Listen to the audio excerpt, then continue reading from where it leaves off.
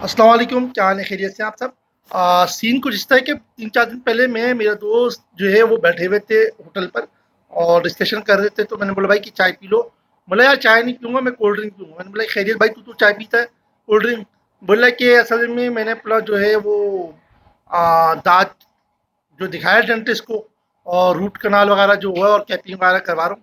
तो उसने बोला कि भाई आप जो है एक दिन कोल्ड ड्रिंक पिए, एक दिन आइसक्रीम खाइएगा और एक दिन जो है फिर गुलाब जामुन खाइएगा, ताकि पता चल सके कि ये जो है आपको कुछ महसूस हो रहा है दांतों पे या नहीं हो रहा। या हो सकता है कि मैं गलत हूँ, लेकिन क्या आप मुझे बताएंगे और मुझे रहनुमाई करेंगे कि डेंटिस्ट के पास नापने का पैमाना यही है दांतों को, कि आपको जो है वो कोल्ड ड्रिंक पीने से महसूस हो रहा है या आइसक्रीम खाने से कुछ महसूस हो रहा है या फिर गुलाब जामुन खाने से कुछ महसूस हो रहा है? तो इस हवाले से लाज़मी मुझे गाइड कीजिएगा कि हो सकता है कि मैं गलत हूँ, मैं ये नहीं कह रहा कि मैं सही हूँ।